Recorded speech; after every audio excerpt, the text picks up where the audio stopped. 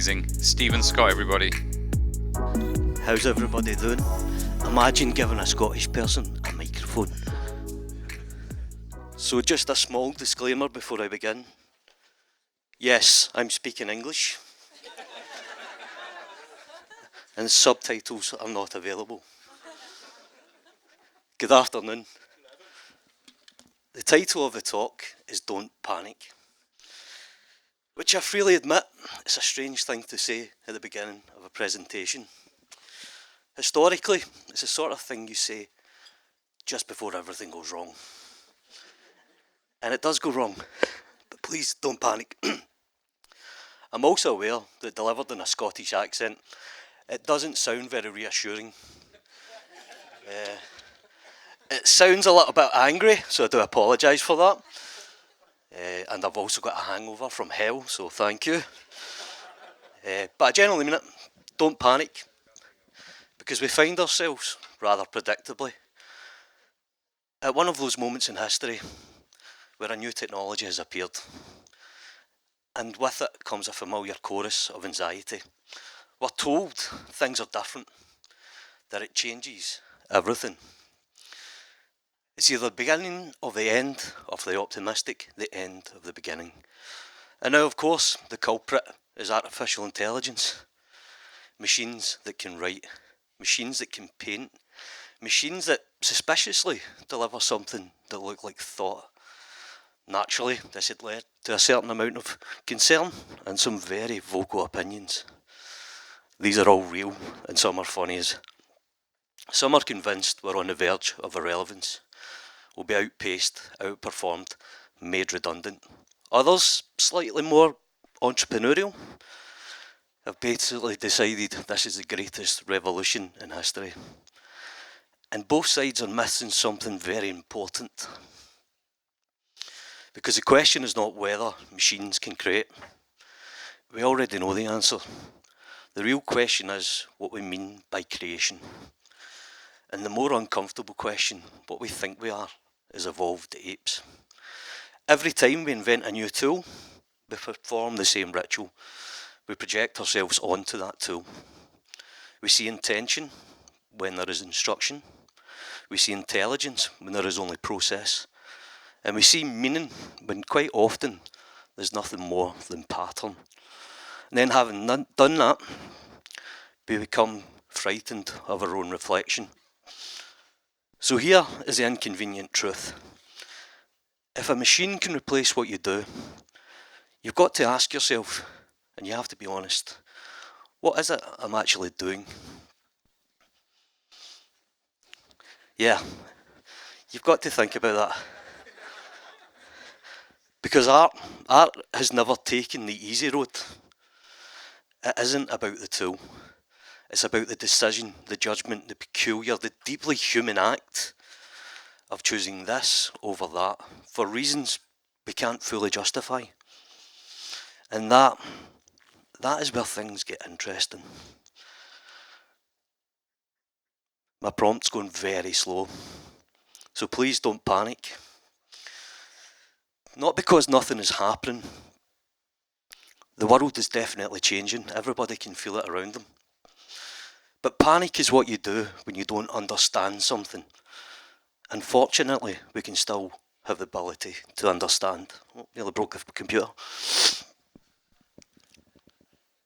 Ladies and gentlemen, my name is Stephen Scott. I am an animator by trade. I'm an independent artist at Otoy, and I work for the Render Network. And I tell stories for a living. I bring things to life. So, can I tell you a story? You don't have a choice anyway, so... So in the 1940s, a very famous magazine ran a feature on Jackson Pollock. They called him Jack the Dripper. Now originally, this wasn't meant as a compliment. The piece was actually written to ridicule the man. He had abandoned the easel. He had put the canvas on the floor. He used industrial paint, he used sticks, he used knives, and on occasion he used his bare hands. And the response from the artists, the institution, and the self-appointed custodians of taste was simple. A child could do that. It's a familiar line. because it's almost exactly what has now been said about AI art. This is slop. There are parallels to be drawn here, and the people saying it are not the outsiders, they are the artists, which is either an extraordinary coincidence or it tells you something rather unflattering about the creative identity when it feels threatened, when it's backed into a corner. Pollock, for his part, he wasn't making a mess. He was being precise, he was being deliberate. The drips were not random, the chaos was controlled. I mean, it does look a bit of a mess, but he was high as fuck.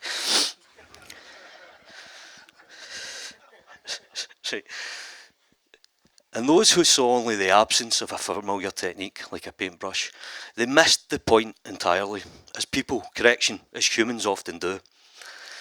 Now, none of this means artists are wrong to be concerned. Quite the opposite. There are real questions here. Authorship, ownership. In a quiet way, credit disappears in a system that is very good at absorbing work. Let me rephrase that. It's very good at taking other people's work, and rather less proficient at acknowledging where it came from. Those concerns deserve to be taken seriously, because if you remove the artist from the equation, you don't get a golden age. You get a factory. And we know what factories do.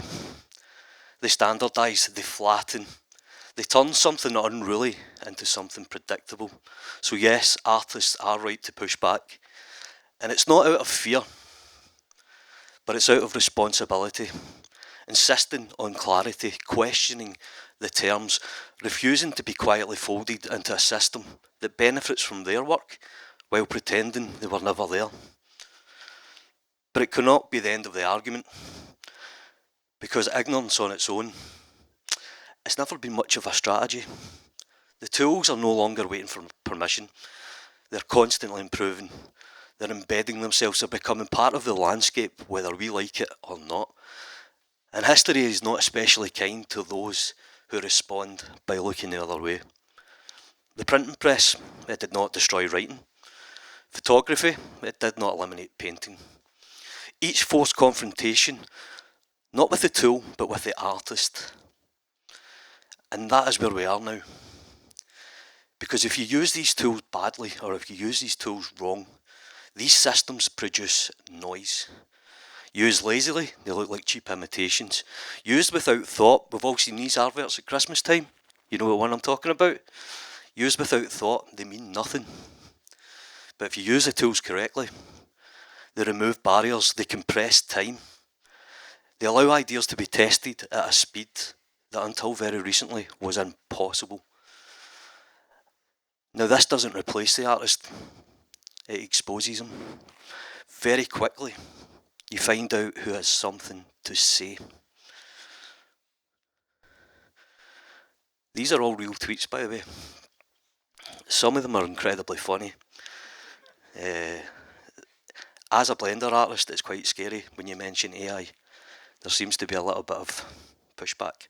Anyway, I want to be honest about what actually unsettles artists when they encounter these tools. And it's not the big philosophical question. That one is almost comfortable. You can have that argument over dinner with friends and a glass of wine. You can even cite some cant. And just so you know, that word for a Scottish person is incredibly dangerous to say. You can cite some cant, but at the end of the day, you can go to your bed. No, what unsettles artists is something a little bit more sinister. It's the moment you realise a significant portion of what you do every day, the repeatable part, the functional part, the part you can do half asleep and still hit a deadline, the machine can do that too.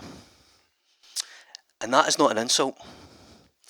That is simply what craft looks like to the outside. Every artist, myself included, we carry a great deal of scaffolding. We call these tricks of the trade. They're learned responses, reliable techniques, professional competencies essentially. They keep the lights on and they keep the bills paid. I rendered that, cool as fuck, eh? I also put AI over the top. The machine has studied that scaffolding and it has learned to reproduce it at remarkable speed and at negligible cost. Which means the scaffolding, yes, useful as it once was, is no longer where our value lives or where my value lives. And I suspect for many of you, the realisation lands less on a big philosophical crisis and more on a very specific, a very practical question. What does this mean for my commissions? What does it mean for my work? What does it mean for paying my rent? Or in some people's case, what does it mean for paying your divorce? Now, 3 months ago, hi, I feel as if I've not... How are you doing? So 3 months ago, I was working with a very large client. 15 years we'd worked together. Contracts were signed. Storyboard was done. Script was done. Animatic was complete. We were pretty much on to the final stages of animation, polishing stage. And as you do, you have a kind of final meeting with your client. And as soon as I walked into the room, I knew something was wrong. I just knew something was wrong. Towards the end of the meeting, the sacrificial lamb stood up, head of marketing. And he says, "Mr. Scott, your services are no longer required. We used AI to generate the advert." Would you like to know my response? Fuck you, pay me. So the world's going to definitely change. And I want to run a little experiment. Has everybody got a piece of paper? So I'm going to run an experiment. What I'm going to do is I'm going to give you 90 seconds to make a paper aeroplane. This could be dangerous, just so you know. And as a disclaimer, because I'm in LA, you cannot sue me, because I've got no money, so you can't sue me anyway.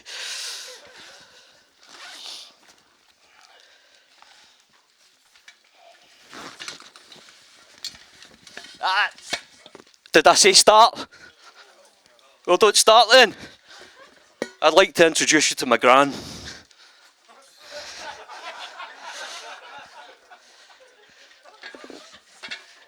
Kidding on, I stole that out of the hotel.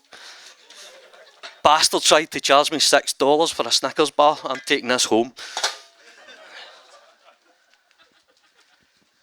Your 90 seconds begins now. Now, your brain is doing one of three things, maybe four. It's probably trying to work out what you're having for dinner. But the first thing your brain is trying to do, it's actually trying to decipher my Scottish accent. Good luck. You have 1 minute and 10 seconds remaining. The next thing your brain is trying to do is trying to remember how to make a paper aeroplane. But the most important thing, 1 minute remaining, is your brain's actually trying to be one step ahead. It doesn't like to lag. It's trying to work out the purpose of this exercise. 48 seconds remaining. And just to tell you a little bit about myself, I have 4 daughters. So if you see me at the bar crying, you now know why. 35 seconds remaining. And just to add insult to injury, I have a Bichon Frise who has pink hair. And yes, I do look masculine walking down Glasgow.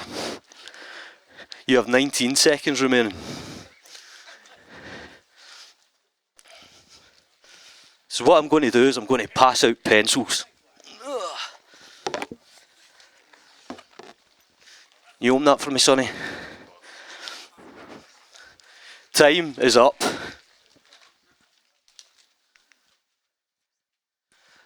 So I'm going to hand out pencils, and I would like you just to sign your name, put your initials, put something on it that I can identify you with. Just pass them up. I'll take them to the back. Does this microphone go all the way to the back? I feel like I'm at a Cher concert. If I could turn back time. Just make sure everybody gets a pencil and please sign your name on it. Now, the purpose of this exercise is I would like you to try and get the paper aeroplane in my gran's ashes.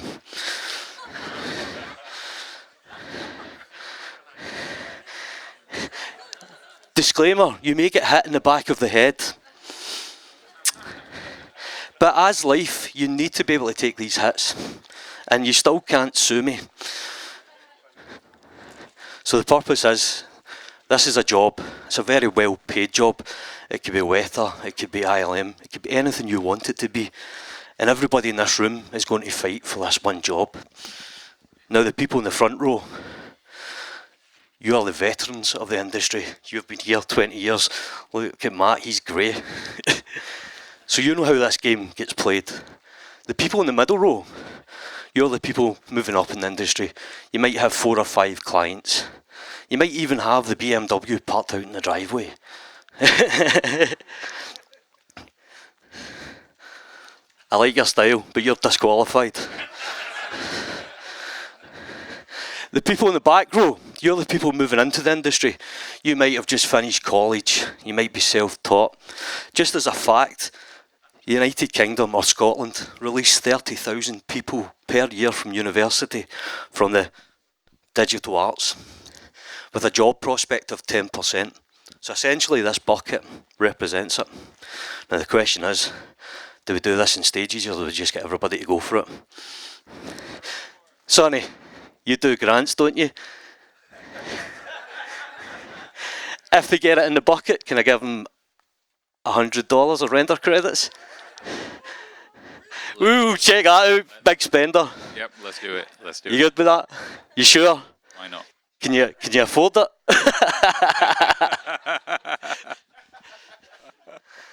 If you get it in the bucket, you get 100 render credits to use on the render network, I must add. And again, disclaimer, you may get hit in the back of the head. You might even get poked in the eye. You ready? Yeah, let's play for it. Everybody stand up if you want. If you can't stand up, you can't be asked. Just sit down. You can't cheat. There's no rules. Yeah, well, you can't cheat, obviously. The rule is you need to get your plane in. You ready? 3, 2, 1, go! Jesus Christ.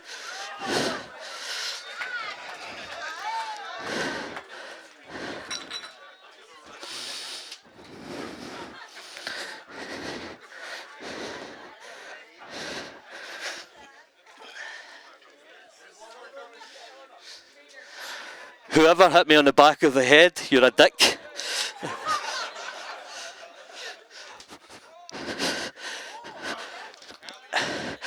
This is going to be really fun to clean up. Oh, that's a good one.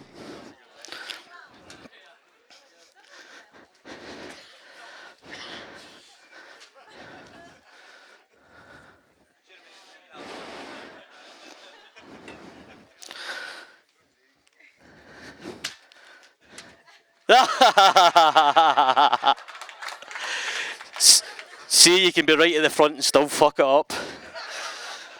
This is my paper aeroplane. What I done there was I just introduced AI to my workflow. So I actually want to talk about AI. And please recycle. On your way out, if you can take a piece of paper, because this is quite a lot. I didn't anticipate how bad this was going to be. But I do want to introduce you to Blender and AI. This is called the material picker. Now, I know there is a material picker in Blender. I know how to do this in Blender. But I like to make my own tools. I like to increase my workflow. So as you can see here on the left hand side, I have basically my own tool. It's built into the UI. It looks like a Blender tool, to be honest. But I deal with CAD data a lot of times. So I need to be able to quickly see what material I'm using. I need to be able to essentially hover over an object. And if you've ever used Octane Material Picker, pretty much the same idea. But what it'll do is it'll give me the polygon count, it'll give me the material, and I can quickly press copy and paste. Now this technically isn't native to Blender, but I coded this in 5 minutes, 10 minutes. So as you can see, I can quickly copy and paste. And it's ideal if you're dealing with huge data sets, because what I can do is I can assign a new material, and if the material is linked, I can then basically copy, paste, copy, paste, copy, paste. And it saves me an absolute fortune in time. And this is what I mean by AI. The tools don't necessarily need to be the final render. They can be used to basically enhance your workflow. So that's a very simple tool. The next tool is called the client who's a pain in the ass.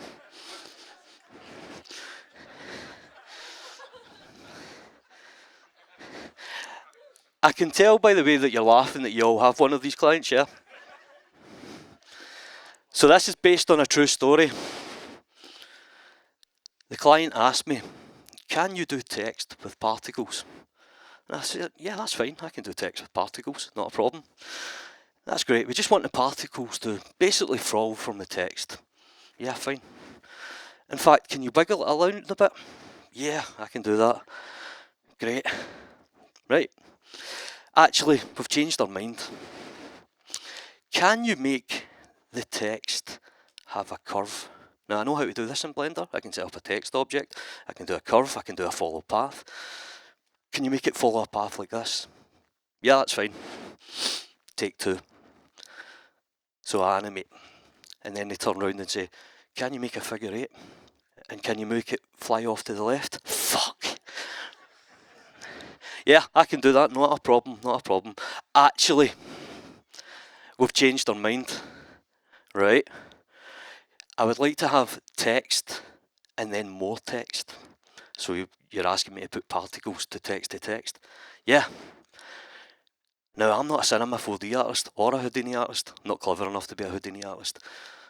But doing this in Blender is quite difficult. So, yeah, we want particles to go from one piece of text to the next piece of text. Actually, see the O? Can you make it spin? Fuck. You want me to make this spin? Yeah, and see the R, just give it a wiggle. Not a problem. Actually, we've got a new logo. Oh, no. It's not SVG, it's not PNG, it's not even PSD, it's a 3D object. Magic. Can you make the text go from the text, then to the logo? Make it pretty quick. Right? Are you happy with that? Yeah, we're happy with that. So something like this. Yeah, and remember to keep wiggling no. And then go to the logo, and then wiggle the logo. Okay, fine. You happy? Yeah, we're happy with that. So what I can then do is I can take this, and I can take it into Blender. And I automatically import the particles in one click. So they take a look at it and they go, oh, this is great, perfect. It's doing exactly what we want.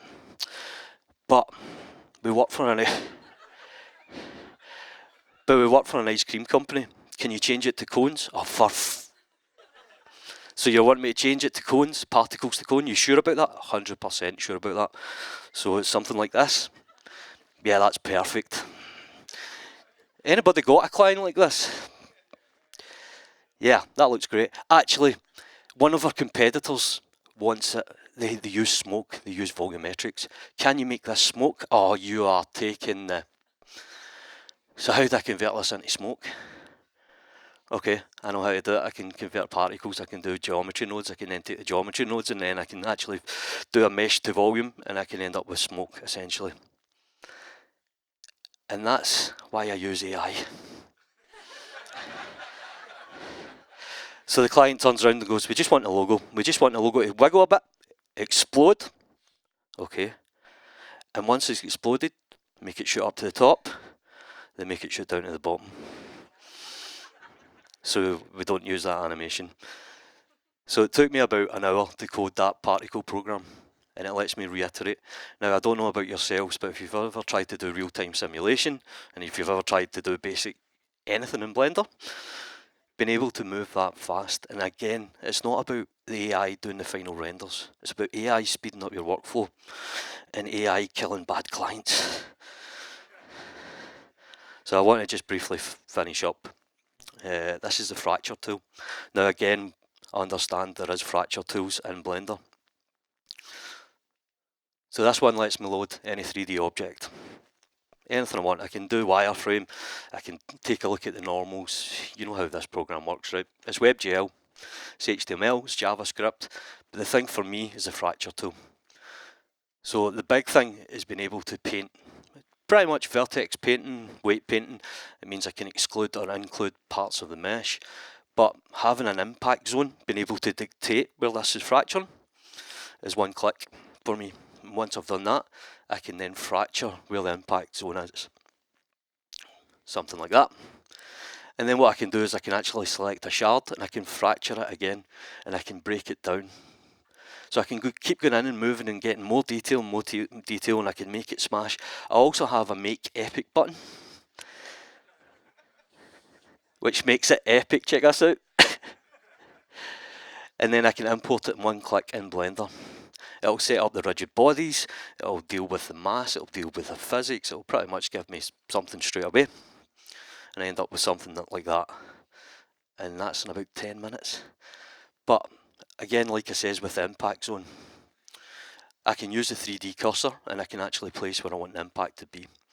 And it means I can shoot a projectile, I can control the projectile speed, I control basically how fast it's going to go, and then I can crack. And you end up with a crappy render like this.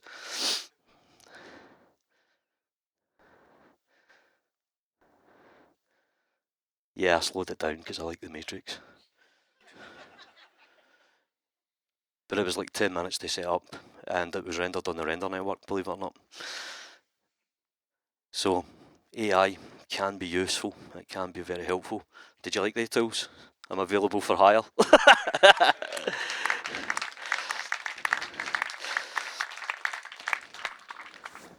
So I want to quickly wrap this up so everybody can get a pint. How long have I got, Sonny? You have approximately -1 minute. Oh, oh no! You need to hear my. I wrote this. I actually wrote this. I never got AI to do it. I just want to quickly finish up. I do apologise.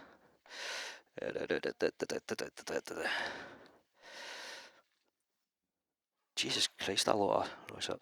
Anyway, I'm not here to politely tell you that art has stepped beyond human understanding. It'd be far too modest. It's kicked the door off the hinges. It's helped itself to a drink, and it's now rearranging the furniture. We are standing on the shoulders of giants. But let's not delude ourselves. This is not about pixels or polygons. If it were, we could all go home early and let the machines congratulate themselves. This is about the human condition, the mess of it, the contradiction of it, the beautiful, beautiful mess of the world. The strange fact that we can simulate an entire universe, yet still forget why we walked into a room, or in my case, why I opened the fridge door. Art is not merely decoration, it's confrontation. It takes experience, it takes love, it takes terror, the dull ache on a Tuesday afternoon, and it holds it up to the light, not in a polite way, but like evidence. And we stand here on a digital frontier where we're no longer limited to describing worlds. We can build them. Worlds that resist, worlds that argue back, worlds that, in some cases, are actually better than the real world. As artists, we can create joy so loud it feels indecent, sorrow so quiet it catches you off guard, and lies so precise they resemble truth. So the question again isn't whether we can create. Of course we can. The question is whether we will create something worth the effort. Something that just doesn't impress but unsettles the mind. Something that just doesn't render but reveals. So I'm going to ask you a very simple question. When you leave here today, what will you create? Don't just make it something that's worth the effort. And if I may borrow from somebody far wiser than myself, if you take nothing away from this talk today, like nothing, just remember one thing. Always bring a pencil. Amazing. Stephen Scott, everybody.